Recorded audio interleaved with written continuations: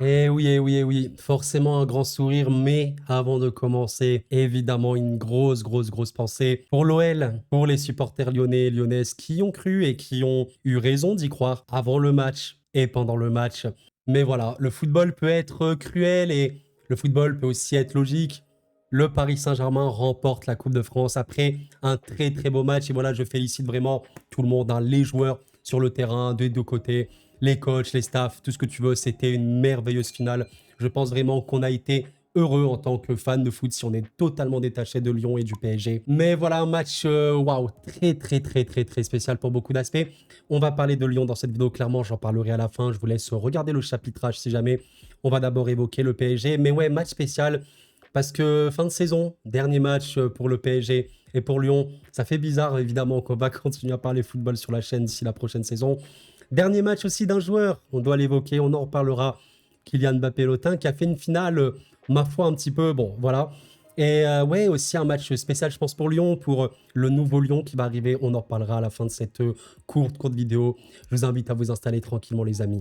Et on est parti pour parler un petit peu de tout ça. Et je pense, oui, vraiment, on va se projeter. On va se projeter pour le PSG et pour Lyon. J'ai vraiment envie de parler de beaucoup de choses à venir, en vérité. Mais voilà, avant de parler football et purement football, c'était officiellement le dernier match de Kylian Mbappé au Paris Saint-Germain.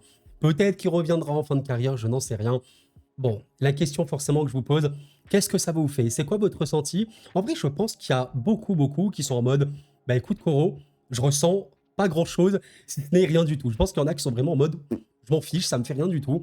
Bah dites-le, n'hésitez pas à le dire, mais voilà, qu'importe, hein, que vous soyez supporter parisien, lyonnais ou autre, hein. Moi, en tout cas, bon, bah ouais, ça me fait vraiment étrange parce que le visage du PSG pendant ces 7 dernières années, alors oui, il y a eu Neymar, il y a eu Messi et tout, mais c'était surtout lui, le projet montant et tout autour de Kylian. C'est aussi forcément, il est international français. Voilà, tout, c'était le visage de la Ligue 1 depuis le départ de Neymar également. Et il est parti. Il part maintenant, on verra, c'est la nouvelle ère, hein, du football, tout va changer maintenant dans le football. Mais voilà, je pense que si je dois trancher, bah, honnêtement, j'en ai déjà parlé dans d'autres vidéos, mais je suis pas méga ultra pessimiste non plus. Je suis déçu de la manière dont ça se termine, si vous voulez, dans le sens où je pense que l'histoire aurait pu être beaucoup plus belle, mais il y a eu des gros problèmes de son côté, du côté de son clan, et évidemment des gros problèmes bah, par rapport au PSG. Le PSG a vraiment géré ce dossier-là de manière pas très bonne, hein, voilà, pour rester poli, c'était pas très bien ce que vous avez fait, monsieur le PSG. Mais voilà, bon vent, Kylian, prends soin de toi, la paix sur toi, mon gars. Fais de ton mieux avec le Real, juste s'il te plaît, ne nous affronte pas. Je ne veux pas de PSG Real, s'il vous plaît, à l'avenir. Et voilà, mais c'est vrai que d'un point de vue sportif, je pense pas non plus que c'est la perte du siècle. Attention, qu'est-ce que j'entends par là? J'entends par là du fait que c'est un joueur qui sera toujours un des meilleurs du monde. Il n'y a aucun problème là-dessus. Mais c'est vrai que dans ce PSG-là, dans ce football de possession-là, on cherche aussi beaucoup d'équilibre. Bah voilà, Kylian, on l'a vu ce soir, on l'a vu également contre Dortmund ou d'autres matchs. Bon, ça peut être très compliqué dans ce rôle de 9 faux 9 pivot. C'est pas pertinent. Donc voilà, on verra bien la suite, mais je pense que ça peut être bien pour le PSG. Adios Kylian, et voilà, la paix sur toi mon ami. Mais c'est vrai que pour vite fait terminer avec le dossier Kylian, j'ai juste marqué sur Twitter enfin Mbappé. Ces deux mots, et il y a énormément de personnes qui sont très heureux que Kylian parte. Bon, moi je suis pas non plus à ce niveau-là, c'est-à-dire que oui, il y a eu des gros problèmes et tout. Ok, c'est bien, maintenant qu'il part, tu repars sur un nouveau truc, mais de là à célébrer, machin et tout, bon, en vrai, je peux comprendre que pour certains, c'est une sorte de libération. Je vais pas dire qu'ils tenaient le club en otage, mais bon, c'était quand même compliqué. Et encore une fois, c'est loin d'être le seul fautif. Pour moi, le fautif initial, c'est le PSG qui a donné trop d'importance. On ferme ce sujet maintenant. Mais oui, les amis, avant de parler de Lyon, j'ai vraiment envie de parler du PSG et déjà de me projeter par rapport à la suite. Vous voyez, ça, c'est une compo que j'ai déjà montrée sur la chaîne. Forcément, un peu le PSG titulaire, voilà, sans Kylian Mbappé avec Hernandez, voilà, qui est de retour. Et on a fait très récemment une vidéo mercato idéal PSG. Bon, idéal dans le sens où j'ai pris plutôt, on va dire, toutes les rumeurs et j'ai essayé de concocter ça à ma façon. Mais en vrai de vrai, il y a quand même des joueurs, tu regardes par rapport à leur marge de progression, ça peut être très intéressant. Bon, déjà, c'est vrai que dans cette compo, il y a un joueur qui a joué aujourd'hui contre l'OL qui n'est pas là. Je parle évidemment de Monsieur Beraldo. Et oui, Beraldo, alors c'est vraiment très spécial. Dans le vidéo mercato, justement, je disais que je ne vends pas du tout le joueur. Bon, déjà pour des raisons très simples, il vient d'arriver et c'est un 2003. Il est vraiment très jeune. Il faut vraiment pas oublier ça.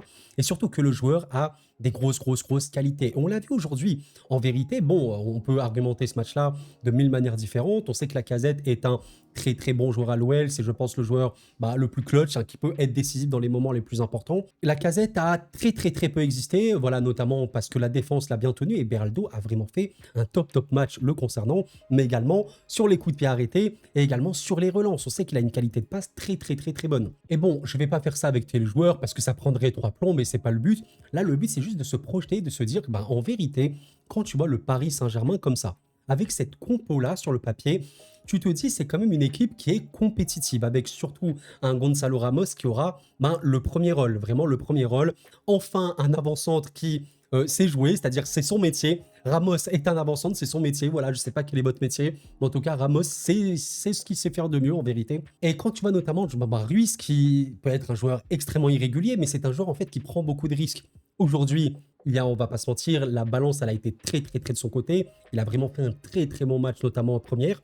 Déjà, tu peux te dire que c'est assez solide parce qu'on a vu aujourd'hui un milieu parisien de grosse qualité. Globalement, une équipe qui était plutôt bonne, même très bonne, sauf, je pense, Kylian Mbappé qui était, voilà, pas forcément dans le terrain. Bon, en seconde, c'était un peu mieux, mais sinon, c'était quand même assez compliqué. En fait, tu peux te dire que déjà, les joueurs que tu as au sein d'effectifs, ok, ils sont bien, voire très bien. Et tu as un effectif, je vais pas dire de giga top qualité, comme le Real ou j'en sais rien, mais tu as vraiment des joueurs de haut, même de très haut niveau.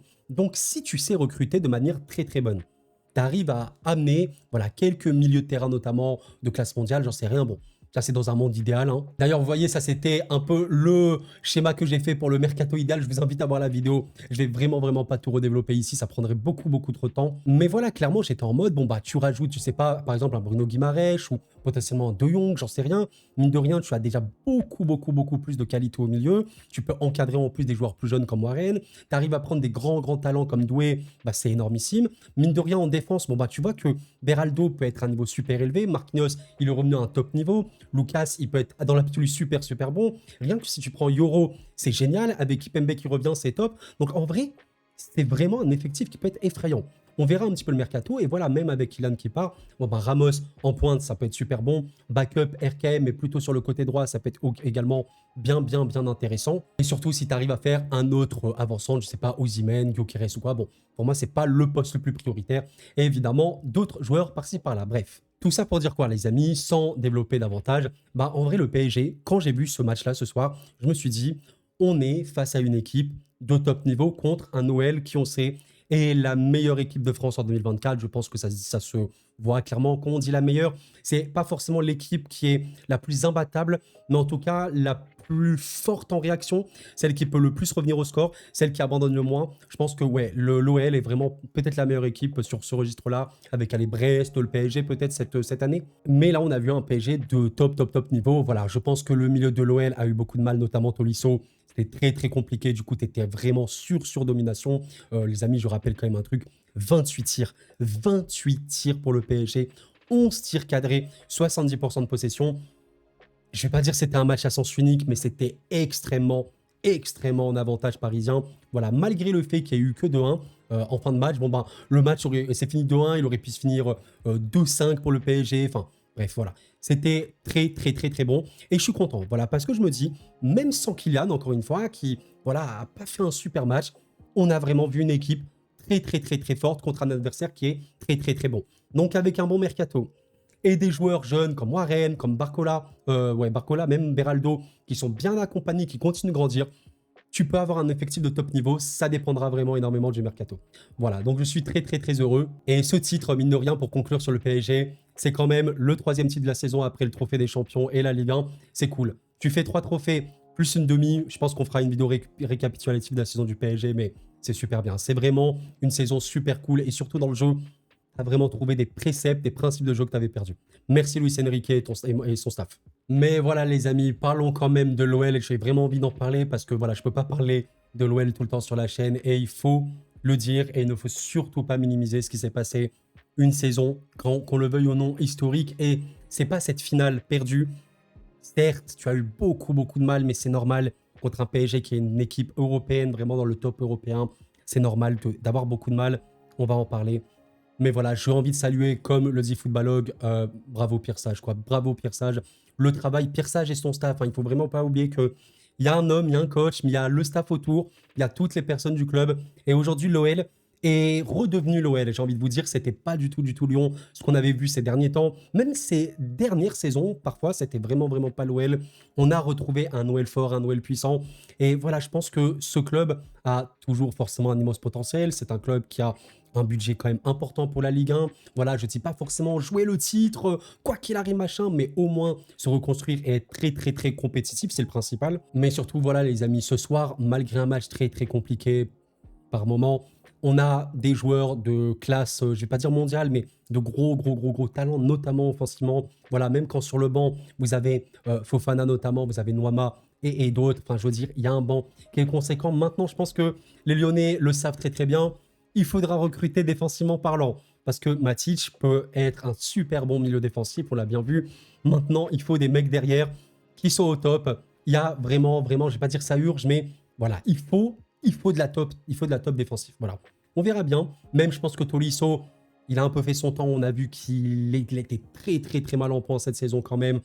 C'est la fin d'un cycle, Les Tolisso qui partent, Lopez, il va sûrement arrêter. La Casette, j'en sais rien, mais c'est la fin d'un cycle, il faudra reconstruire tout ça. Le potentiel est là, je pense sincèrement que Lyon peut faire un grand truc les années prochaines. Et je viens de voir ce discours de Cherki, je vais pas mentir qu'il sonne un petit peu comme des adieux. Très bizarre, enfin peut-être que je suis un peu parano, mais voilà, qu'est-ce qu'il dit? On est déçus. Je suis ému. Je suis désolé pour le peuple lyonnais, pour nos amis et nos familles. J'aimerais appuyer sur la saison qu'on a fait. Il a totalement raison. Il y a 7 mois de cela, personne ne croyait en nous. Vous, les médias, vous ne croyez pas en nous.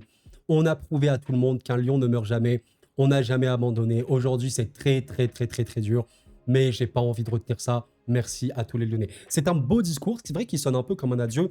Et c'est le plus important. Là, je parle peut-être à des Lyonnais qui m'écoutent. En vrai, ils n'ont pas envie d'écouter ce que je veux dire. Et je comprends totalement. Il n'y a rien de pire que perdre une finale dans le football. Perdre une finale. Comment on peut être content après ça? C'est impossible. Mais quand tu auras le recul, quand ce sera assez bon à tête reposée, tu te diras, mais waouh. En fin novembre, on était genre dernier de Ligue 1. On parlait de Ligue 2. On a terminé 6e. On va jouer l'Europa League. Une compète on peut faire un truc. On est un club très attirant. On a de l'argent et on a fait une finale, certes, qui a été compliquée, mais on a eu nos opportunités. On a tenté tant bien que mal contre le PSG. On n'a pas à rougir et on a perdu que 2-1. Franchement, quand tu vois le bilan global, bravo. Et c'est vraiment ce pourquoi il faut capitaliser. Et voilà, je ne sais pas trop ce que va devenir Cherki et d'autres joueurs, mais j'ai confiance en Pierre Sage, au staff et tout ce que tu veux, que ça se passe bien. Qu'importe les joueurs qui arriveront, ça va bien se passer et que Lyon va refaire une prochaine saison que je pense très bonne. Et voilà, je vais terminer le passage sur Lyon sur ce très beau message forcément. Supporters, merci pour votre soutien, c'est le plus important. Voilà, j'ai vu quelques petites réactions, beaucoup de gens qui sont forcément heureux, dont Arcunir, fier de vous les rois, la fin de saison est incroyable. C'est le plus important, il faut avoir beaucoup de fierté et se rassurer, se dire que regardez, on a fait n'importe quoi. On était dans un état cataclysmique en début de saison. Mais malgré ça, on est revenu. Et on n'est pas revenu un petit peu, on n'a pas légèrement rebondi en mode on s'est maintenu à l'arrache. Non. On est passé des derniers de Ligue 1 à être une des meilleures équipes de France sur l'année 2024. Ça, c'est énormissime. C'est pour ça que la déception, elle est immense. Mais après, avec le recul, waouh. Et grand respect. Et voilà les amis pour cette courte réaction forcément de cette finale. Bon, je cache un peu ma joie, forcément j'essaie d'être le plus professionnel possible, mais si je parle en tant que supporter, c'est un plaisir immense. Franchement, un titre de Coupe de France qui manquait depuis des années, qu'est-ce que j'aime remporter ce trophée. Nous sommes champions de France, le PSG est champion, et voilà, comme le conclut Warren, nous avons fait une merveilleuse saison. Les Parisiens, là je parle à vous, je sais qu'il y en a beaucoup qui sont déçus de cette saison, mais franchement, regardez d'où vient le PSG. Le PSG a eu une gestion absolument calamiteuse. Je pense qu'on parlait dans le top club européen du club le moins bien géré en Europe avec peut-être Manchester, j'en sais rien. Mais le PSG était calamiteux niveau gestion. Calamiteux. Ça a changé cette saison. C'est pas parfait. Très loin de là, mais ça a changé. Et tu vas dans la bonne direction et tu dois être très content. Tu gagnes 3 trophées. Tu as fait une vraie bonne saison dans les intentions, même si c'était compliqué de temps en temps. Ça annonce du beau pour la suite. On va espérer qu'on continue comme ça. C'est tout ce que je nous souhaite. Et voilà pour Lyon. Comme je l'ai dit, le meilleur est à venir, je pense. On verra le mercato qui sera décisif pour Lyon, pour le PSG, pour tout le monde. Ça va être absolument incroyable. On sera là pour en parler, évidemment. Et ne vous inquiétez pas, le contenu arrive sur la chaîne. On va rentrer dans l'Euro, une des périodes que je préfère dans ma vie d'amoureux de football. On va parler de plusieurs pays avant l'Euro. Et pendant l'Euro, on va vivre ça. Je pense qu'on fera des lives, pas forcément de commentaires parce que je ne peux pas commenter les matchs. Malheureusement, je n'ai pas le setup, je n'ai pas le studio pour commenter les matchs. C'est impossible pour moi, mais je pense qu'on va faire des lives pour cette occasion. Bref, champion, j'ai un grand sourire forcément. Je suis très, très, très heureux. Respect à Lyon, respect à Pierre Sage qui est la révélation de la saison au niveau coach. Exceptionnel, il est arrivé en janvier ou je ne sais même plus, en décembre. Formidable. Trop hâte de la suite. D'ici là, portez-vous bien les amis. Portez-vous bien, sincèrement. Vive le football. Il reste plus beaucoup de matchs, il reste les barrages, il reste la finale de Ligue des Champions. Et le roi arrive. D'ici là, portez-vous bien les amis, c'était Koro, prenez soin de vous. Et la paix sur vous.